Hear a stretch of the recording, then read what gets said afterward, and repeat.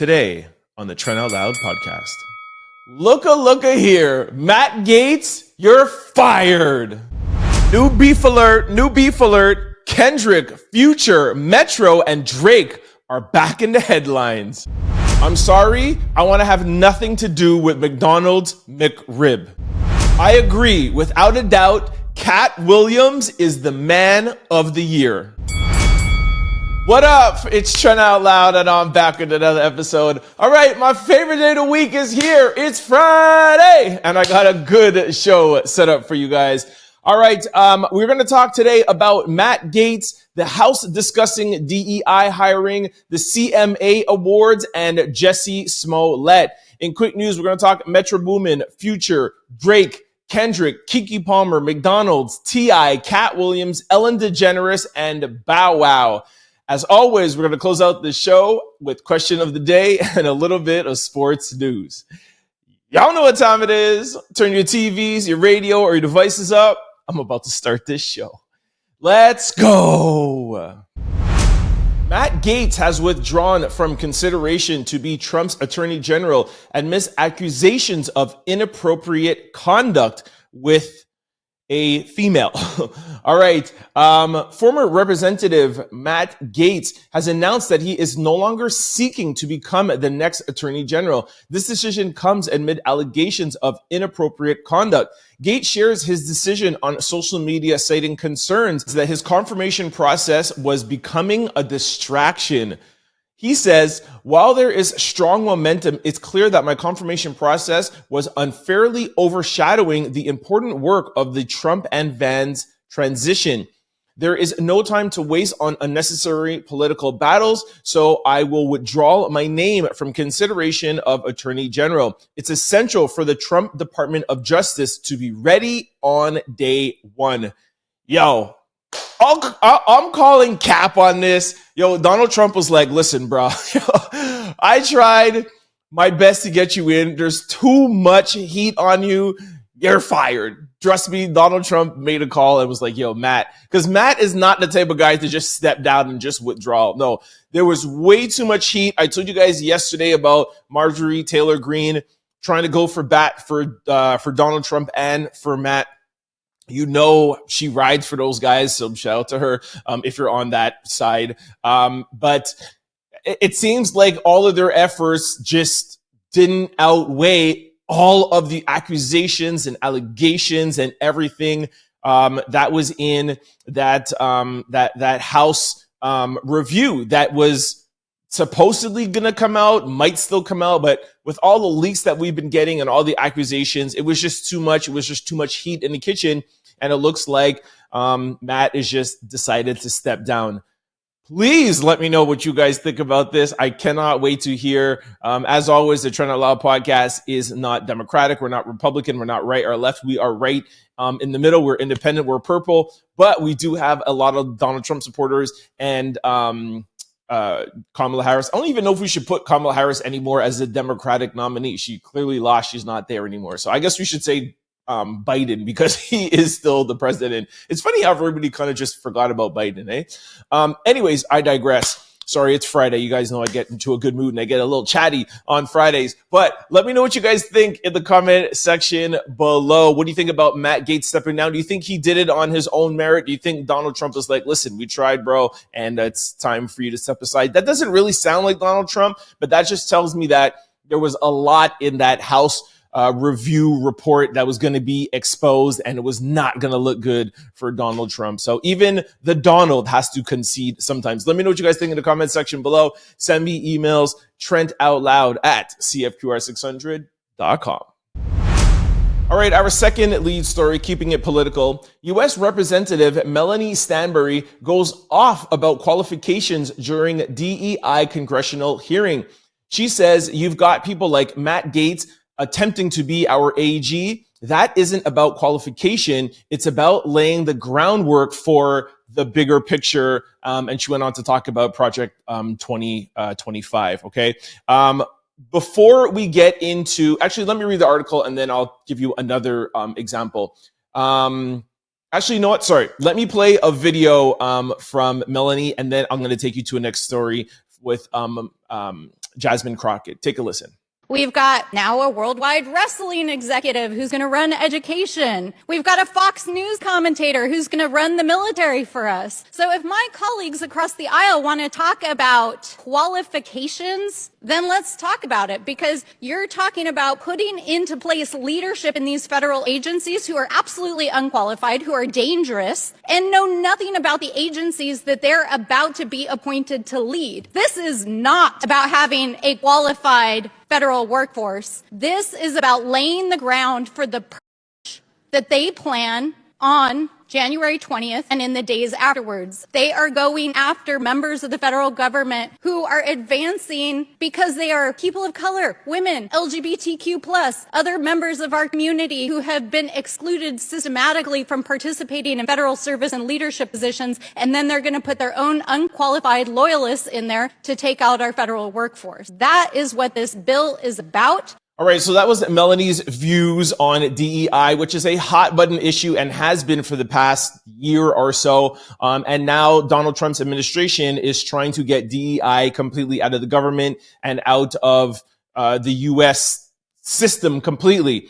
And of course, one of the big things is just hire somebody that's qualified. Forget about their background, forget about their color, forget about if they're a man or a woman, just hire qualified people. And if that's the case, Melanie's point is, how come you're not hiring qualified people? For example, Matt Gaetz, et cetera, right? And like we talked about Linda McMahon, who was the CEO of the WWE, the Worldwide Wrestling Federation, and Trump has appointed her or nominated her to be Secretary of Education, right? So with that being said, there was also Jasmine Crockett, who now was speaking about the word oppression when talking about DEI. Here is Jasmine Crockett. Take a listen. You can then misuse words like oppression. There has been no oppression for the white man in this country. You tell me which white men were dragged out of their homes. You tell me which one of them got dragged all the way across an ocean and told that you were going to go and work. That didn't happen. That is oppression. We didn't ask to be here. We're not the same migrants. We didn't run away from home. We were stolen. It is white men on this side of the aisle telling us, people of color on this side of the aisle, that y'all are the ones being oppressed, that y'all are the ones that are being harmed.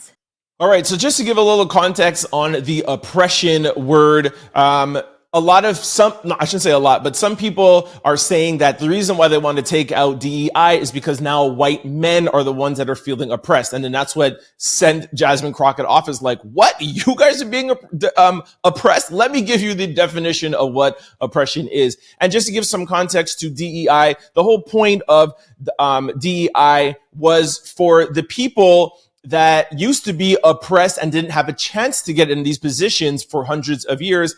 Let's create this program that allows them to get in. But now the whole argument is about qualification, which was Melanie's first conversation. And it's DEI is not about qualifications. It's about saying two exact people with the exact same qualifications, let's have a little bit of DEI, diversity, equity, and inclusion, and give some other races or a female some more opportunity, because for the past hundreds of years, they were oppressed and didn't have that opportunity. So let's equal out the playing field. So again, not giving you which side I'm on. That's not what we do here, but just giving you context. Okay. So I'll just read you the article. It says, during a hearing for the House Overseeing Committee as a debate over the DEI Act, Representative Crockett went off over the word oppression. The Texas representative spoke out in defense of DEI during the hearing, likening diversity of people to diversity investment portfolio that will amplify different strengths and weaknesses. The moment that caught everyone's attention is when she called out a Republican trying to redefine the word oppression. She says, it seems like you don't understand the definition of oppression, and I'll ask you to just refer to Google to help you out. The Congresswoman then raised her voice and addressed the legacy that was the USA. She said there has never been any oppression for the white man in this country. She then went on to say that there has never been a white man that's dragged out of their home, etc., etc. I played everything there for you. So, again, another hot button topic that we would love for you guys to sound off below or send us emails about. Where do you stand on the whole DEI conversation and or the topic about it? How do you see it going on do you see it going on in your workplace? Do you feel like your workplace is doing it fair? Do you feel, if you are a white man or a white person, that you feel like you're losing out on opportunities because of DEI? Or do you feel like, hey, I like the fact that DEI is out here for the people or races that never had a chance and that were oppressed? Now they have a more equal level playing field. But I think we can all agree that we do not want it to be given to people who are not qualified just because they are of a certain race or gender. We don't want that. I feel across the board, it's you get a 95% and a 95%, and you both are same equal. Like you're just equal. You're a man or a woman or whatever race. You're of equal qualifications. You are 100% exact same qualified to do the job.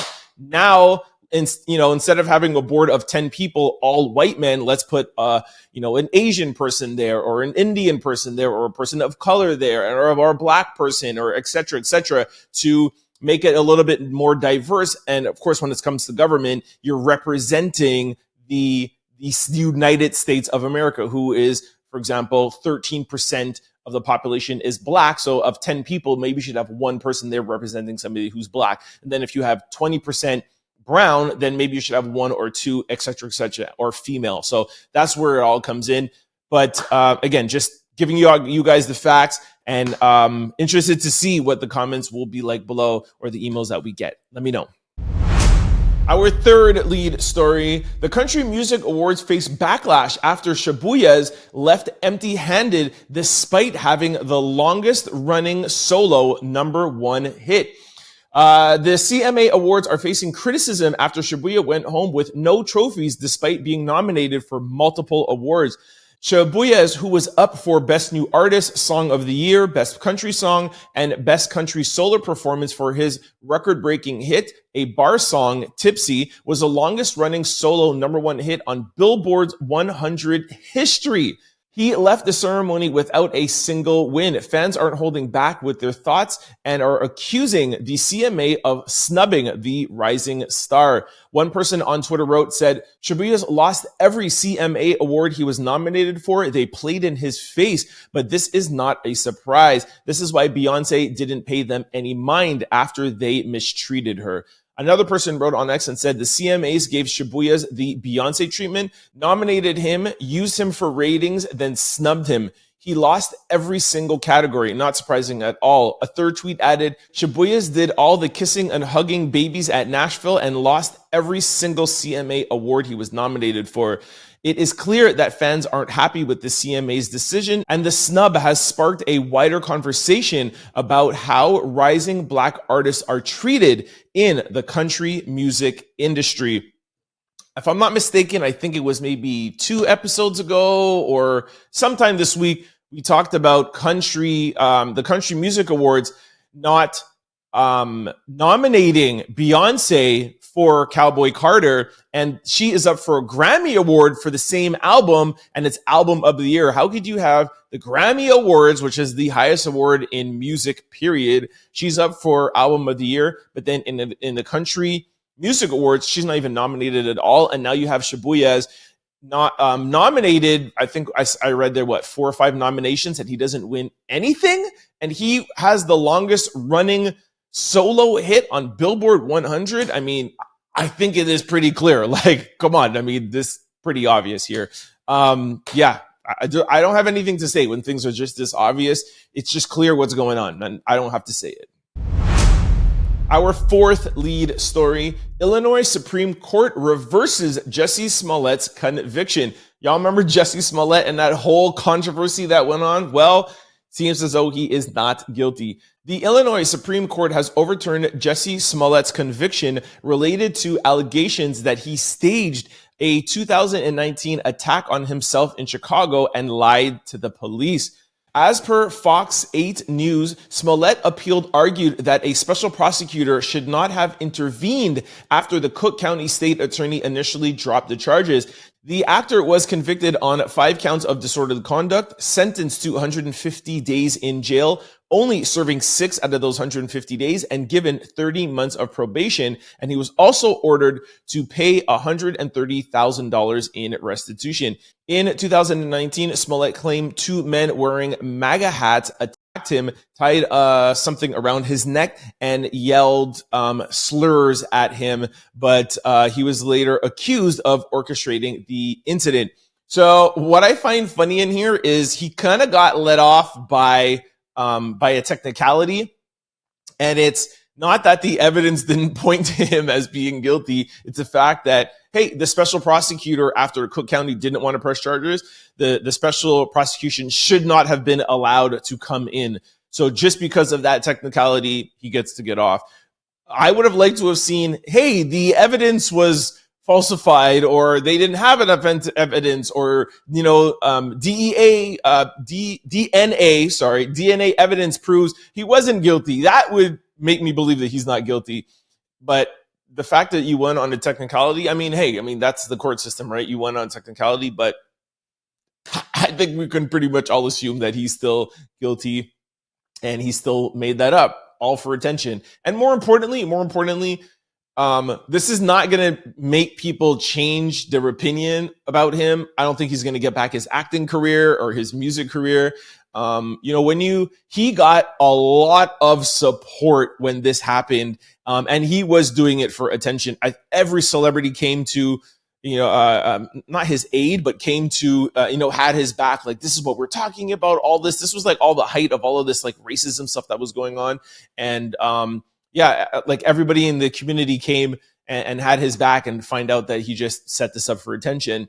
You're never going to get the people back, bro. So, anyways, let me know what you guys think. You may think if he was really guilty or he just got off on the technicality, but just trust me, it's a technicality and he's still guilty.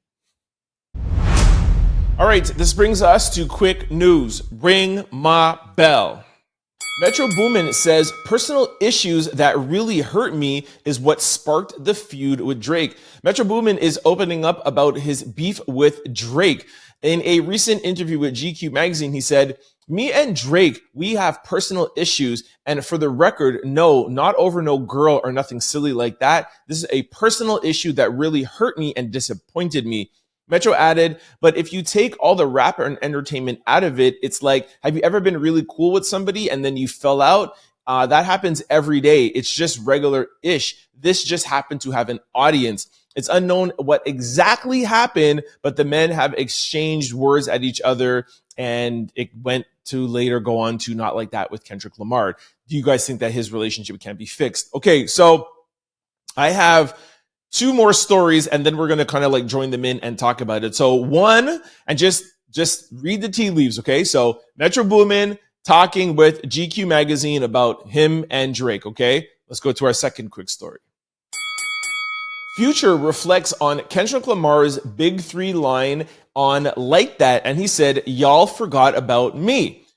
Future said, "I'm supposed to be the one who got mad. I'm still confused about that. Nobody cares what I think. That's what's so effed up about that ish.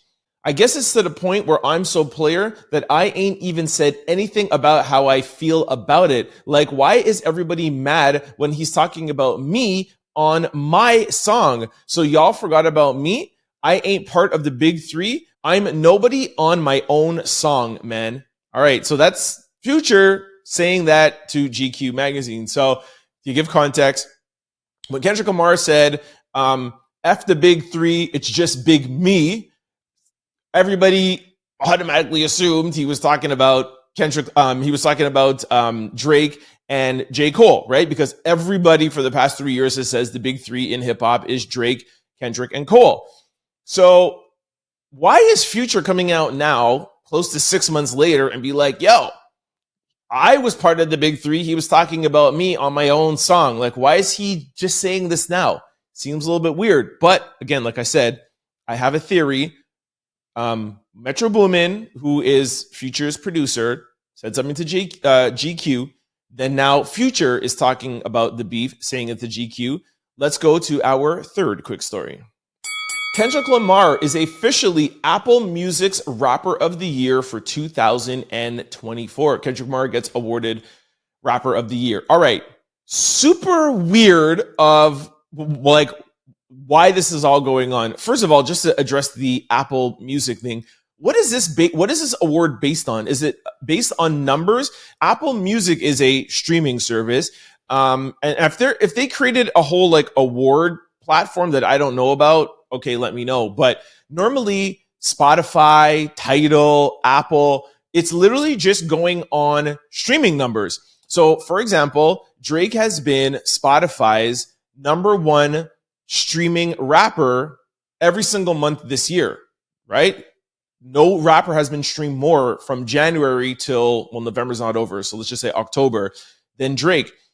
What is Apple basing their award on? Is it just giving it to him because he had maybe the biggest song? But that's not what streaming is. If you're a streaming platform, it's numbers. That's like Billboard Awards giving away awards based on your opinion. No, Billboard is based on sales from your single or from your album. I say all of that to say the music industry is cooking something up.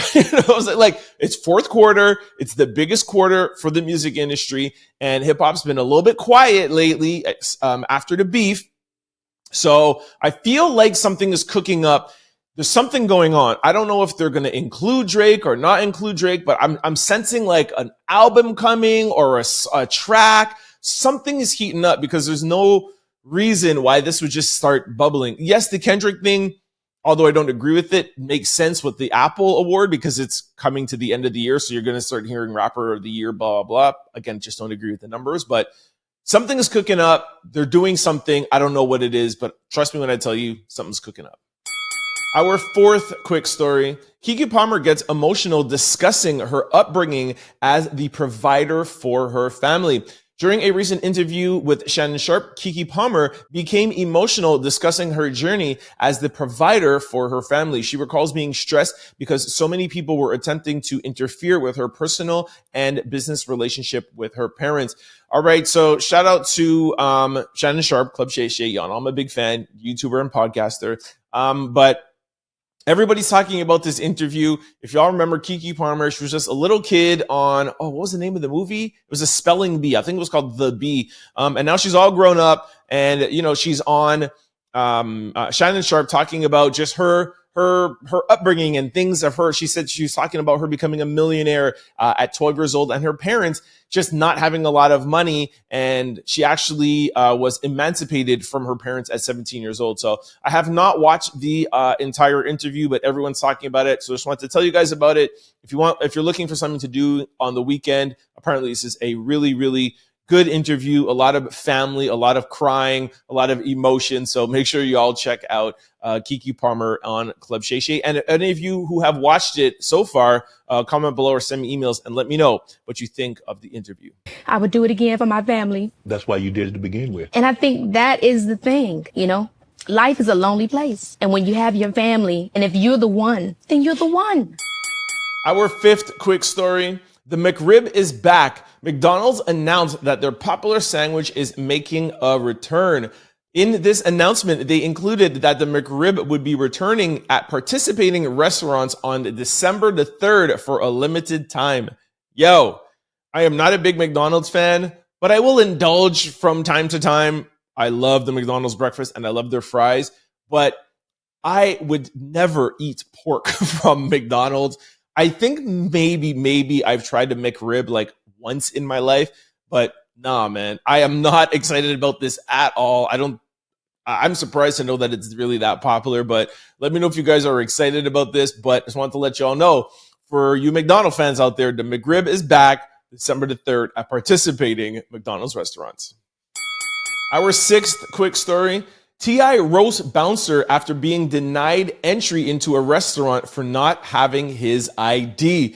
All right, another viral thing that everyone's talking about. T.I. is not here for a bar bouncer denying him entry into an Austin, Texas restaurant for not having his ID. Here's a little clip of T.I. Take a listen.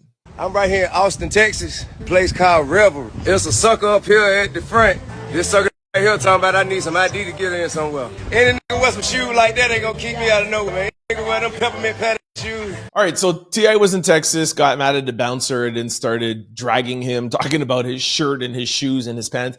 And most of the people in the comment section were on the bouncer side saying, yo, T.I., this guy is just doing his job. He's there as a bouncer, as a doorman, and the rules are you have to show ID to get into a restaurant, so you shouldn't be dragging him, and this is just your celebrity getting to your head.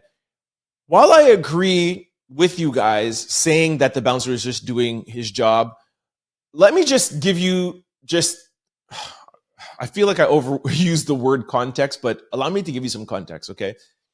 T.I. is a celebrity, and I know a lot of you guys hate celebrities out there, but at the end of the day, celebrities can bring you free advertisement and free promotion if they like or Instagram or the fact that, yo, T.I. was here. I'm sure you guys have been into a restaurant before and seen celebrity pictures on the wall. I used to do it at my store when I had my first store. I had pictures of, oh my gosh, every celebrity possible. I had, 40, 50 pictures up there from when I was in the music industry, from rappers, music stars, athletes, or whatever. And it brings attention. It's like, wow, Trent knows all these hip hop people or whatever. It solidifies the establishment. Okay. It's been doing it for years. So T.I. dragging him is like, dude, you know who I am. Like, I understand you have to ID people to have them come into your establishment, but you know I'm T.I. So the two reasons to ID yourself is to verify your age and verify that you're, a legal person in case anything pops off, right? But you know it's T.I. So you know he's of age. So if I was the owner of that place, I would tell the bouncer, yeah, thanks for doing your job, but next time Barack Obama shows up or T.I. shows up or Jay-Z shows up, bro, that's the time where you could just give them a blah and let them come in. It's T.I., bro. Like, it's T.I., But anyways, you guys sound off below. Let me know. I know already what the comments are going to be. It's literally going to be, the man's doing his job. Leave him alone. Celebrities shouldn't get special treatment, but I disagree. I feel like celebrities should get special treatment. It's a give and take relationship. A lot of celebrities used to come when they came to Montreal. They'd come in my store. Usher would come in my store. I would give him free shoes. The staff would go crazy. People in the store would go crazy. They'd be Instagramming him. We would Instagram, and it's like, yo, Exo City is the spot. Celebrities that come to Montreal go and shop with Trent. It solidifies your brand. I would send Usher free kicks, and he would come to the store. A lot of Akon at my Toronto store. A lot of celebrities used to come in my store because I knew a lot of them from the music industry. So, anyways, like I said, sound off below. Let me know. But I know I'm gonna get dragged, but that's just my opinion. Let me know what you guys think. Our seventh quick story, another viral moment. Boosie says he wants another baby with his fiance after she gave birth to their daughter. And he says, other people wait 6 weeks. I ain't even waiting 6 days. Boosie hopped on his Instagram live explaining his plans to expand his family with his fiance. The rapper said he wanted a boy and that after she gave birth to his daughter, he's going to try for a baby boy 6 days later versus the 6 week time recommended after somebody gives birth. All right. So again, like I said, another viral moment where mostly women are like going off in the comment section and was like, listen, he's not respecting her body. And this is why men should not have opinions on women's bodies, whatever, blah, blah, blah. Okay, guys, seriously, this is Boosie. You know that Boosie, actually, I think I have a clip. Hold on. Let me play a little clip because I'm about to say Boosie is just trolling. He's just joking. Listen to the clip and then I'll talk about it again. Listen. Yeah, I want it, boy. I ain't sure. I'm gonna put another one right out there. So other people wait 6 weeks. I don't wait 6 days. Yo, like that's just Boosie, man. Like, why do you think he came up with the 6 days? Like, people say wait 6 weeks. I ain't waiting 6 days. Like, it's just Boosie trolling. He went on to talk about her stitches. He's like, I don't care. Like, he's trolling. And at the end of the day, even if he's not, this is just between him and his fiance. And if she wants to be with him 6 days after or 2 days after, that's her prerogative. Like, it's not like he said that she doesn't want to and he is going to. That would be a problem and that would be wrong. So y'all are you really get too opinionated in people's lives online. Let people live. Let them do their own thing. Our eighth quick story. Katt Williams featured in GQ magazine as the man who opened the portal. Katt Williams, comedian, was featured in GQ's Man of the Year issue. How are y'all feeling? All right, so congratulations to Katt Williams. I like the title, The Man Who Opened the Portal. Of course, that is alluding to his interview with Shannon Sharpe at the beginning of the year. I think it was January the 2nd or the 3rd. Literally one of the most watched interviews in YouTube history, over 100 million views, I think, now to date. And Katt Williams talked about everybody and everything from Kevin Hart, Steve Harvey, and of course, Diddy. And it's almost like he predicted what was going to happen with Diddy. Talking about Diddy, he also said, I have a little excerpt from it, and he gave an example, or it's not an example, but a reason why he mentioned Diddy's name. He says this: Katt Williams claimed he targeted Diddy during his Club Shay Shay interview after hearing that he was involved with Tupac's unaliving. He said, I don't like that you're walking around scot-free. Super, I wouldn't say weird, but just kind of feels like out of nowhere, but whatever. Katt Williams got candid in his interview with GQ magazine. The comedian spoke briefly on his opinions about Diddy and why he aired him out on Shannon Sharpe's podcast. Williams spoke about his public speculation surrounding the music mogul's alleged connection with Tupac's unaliving. He said, Tupac was my favorite artist when I was young. I love Tupac. I felt like we had a kindred spirit. While Diddy has never publicly addressed these accusations and remains uncharged, Williams says he doesn't care and he didn't hold back his thoughts. He says, if you were responsible for knocking off my guy, I don't care what job you end up doing or how you got there. I'm going to find you and I'm going to come for you. I just don't like seeing him walking around scot-free. So there you go. For those of you who were wondering why he went after Diddy, it's because he was a Tupac fan and he feels like Diddy had something to do with Tupac. I don't know. Our 9th quick story. Ellen DeGeneres and wife Portia reportedly moved to England, said they wanted to get the heck out before Trump got into office. These celebrities leaving the U.S. cracks me up, man. Ellen DeGeneres and her wife have left the United States, motivated by Donald Trump's election win. Sources told TMZ they have settled in a new home in England about 2 hours away from London. They reportedly purchased the place before the election, but felt very disillusioned after Trump's victory, prompting their decision to get the heck out before he takes office. Wow. I think it was last week. We talked about Eva Longoria is her name. Eva Longoria. I think that's her name. She left and went to Spain, but people were kind of dragging her saying, you have a vacation house in Spain. You haven't really left the US. Apparently Ellen and her wife, Ellen and Portia, has left the US and they're out. Like with Eva, I would like to know if they've given up their citizenship and they're completely gone from the U.S. or they're just moving there temporarily and they're going to come back. If any of you guys know, let me know. But I think, is it really that bad? You really got to go and leave to a whole nother country? Maybe it is, because we did report, I think, last week that one of the biggest Google searches that are going on right now in the U.S. is the U.S. looking people asking how they could move to Canada. Y'all let me know, man. Sound off. It's Friday. I'm in too much of a good mood to take anything this seriously right now. Our 10th quick story. Bow Wow spotted rubbing on Mariah Lynn's hip and thighs. All right, so Bow Wow was making rounds with this whole video that was going on with Mariah Lynn, and people were speculating like, yo, are they together? Are they an item? What's going on? And literally like a couple of hours later, this came out and it says, it looks like Bow Wow has been making his rounds between ladies. Earlier, we posted a video of him rubbing up with Mariah Lynn, and it looks like the video has made its way and has rubbed somebody the wrong way. We received exclusive photos of Bow Wow with another woman. Our sources say the rapper spent some alone time with this woman in her hotel, and judging by the pictures, it is giving exclusive. From what we know, Bow Wow hasn't claimed to be in a relationship, so he is free to do what he wants. Bow Wow commented underneath this blog post and said, I'm getting ready for tour. I keep telling y'all that's Bow Word. It's not Chad or Bow Wow. That's two different people.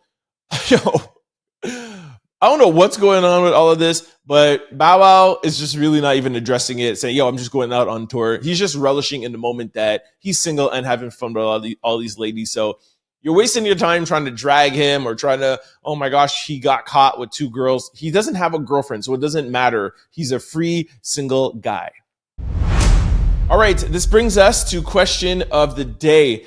Does it bother you that it gets dark so early? One person said, I'm not going to lie, this whole dark at 5 p.m. thing kind of makes me lose my mind. All right, so this is our question of the day, all right? Lady Tish said, normally I don't mind, but for whatever reason, it's burning me out. It feels like the day is done at 4:30.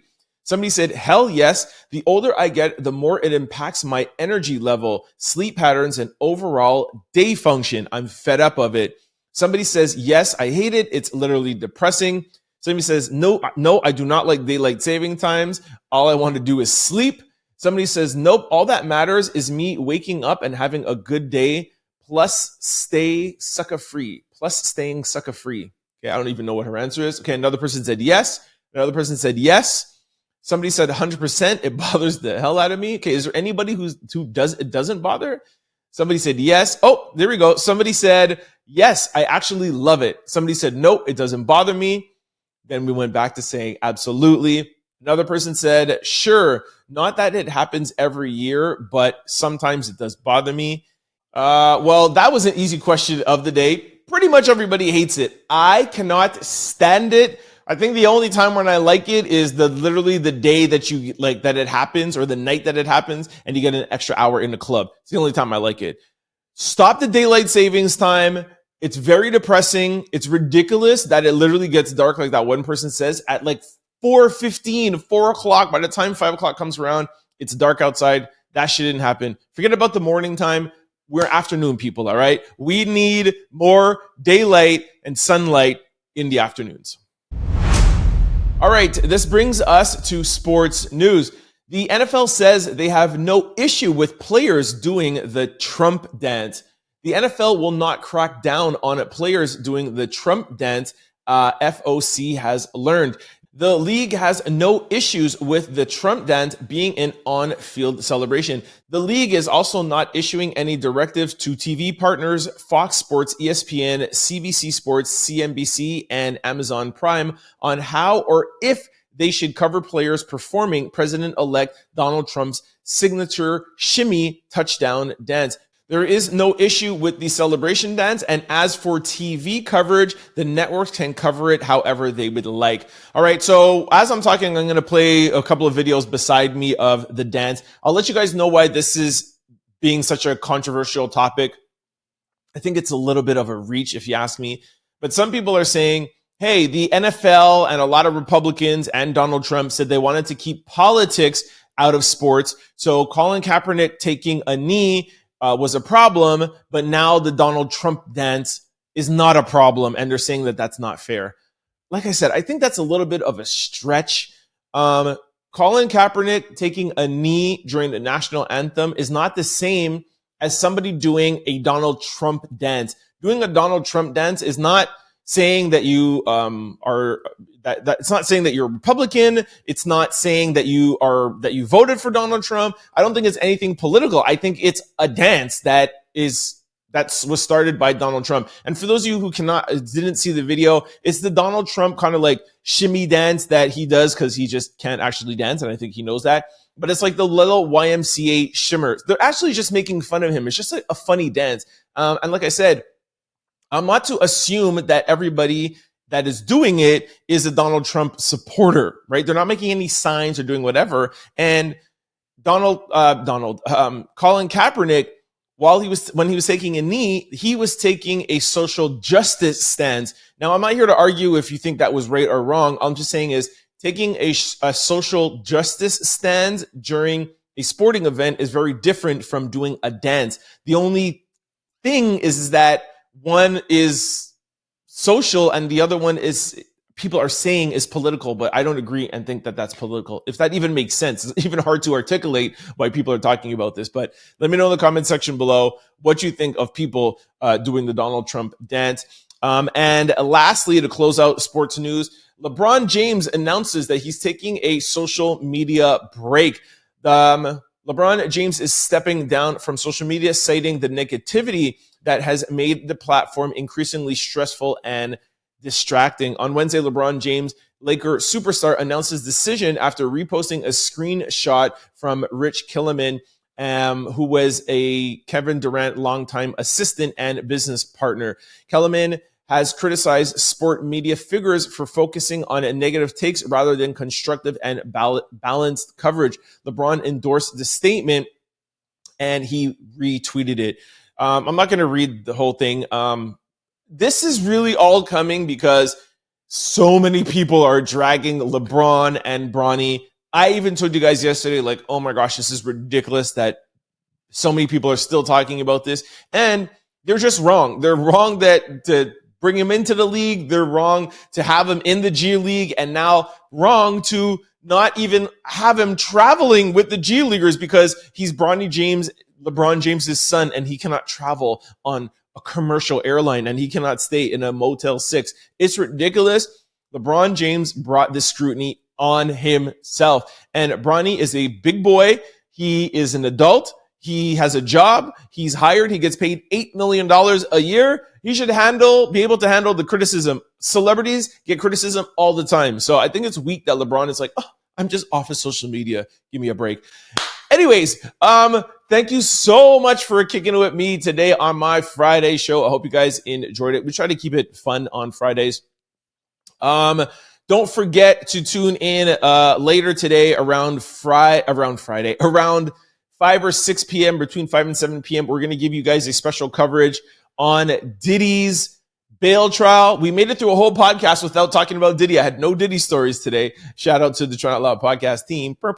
It's hard, man, because every day there's something about Diddy, but sometimes I need a break too. But there was just one day only. Like I said, so Friday around 5 or 6 p.m., we will be posting Diddy's final bail hearing.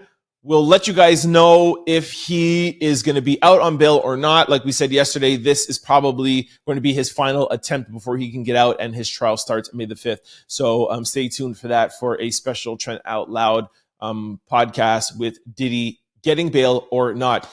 Before I let you go, and before I kick off my weekend, I'm so excited. I'm just going to remind you guys of all the ways to keep up with the Trend Out Loud podcast. For those of you who are watching on YouTube or podcast platforms, please try to check me out Monday through Friday from 11 to 12 on CFQR600.com or 600 AM if you're in the Montreal area.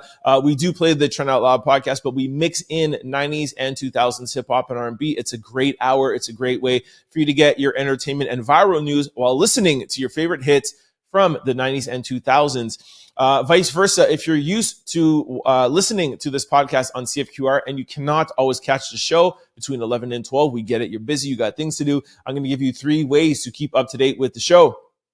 On CFQR 600's website, when you click listen live, you can also click listen on demand. When you click on there, you'll see the Trend Out Loud podcast pop up and you'll get access to all 381 episodes. Listen as you wish, and it's the weekend, so got a lot of time. Of course, you could always catch us daily on YouTube or any podcast platforms. Just go to your desired site, type in Trend Out Loud, the show will pop up. Don't forget to hit the follow and subscribe button so that you can be notified every time we upload a new show. You can follow me on any social platform. It's always the same handle, Trend Out Loud. Don't forget to follow the media company, Exo City Media, on Instagram. And lastly, everybody who's tuned in to CFQR 600, do not touch that dial. My homeboy, Don Smooth, is coming up next with the lunch mix from 12 to 1. And you know, Don is always dropping the hits. It's Friday. Make sure y'all have a great weekend, man. I'll see you on Monday. Well, actually, I'll see you tomorrow for Diddy thing. But for those of you who don't watch it, I'll see you on Monday. Peace. Don't forget to like, comment, and subscribe. It's your boy, Trend Out Loud. Peace.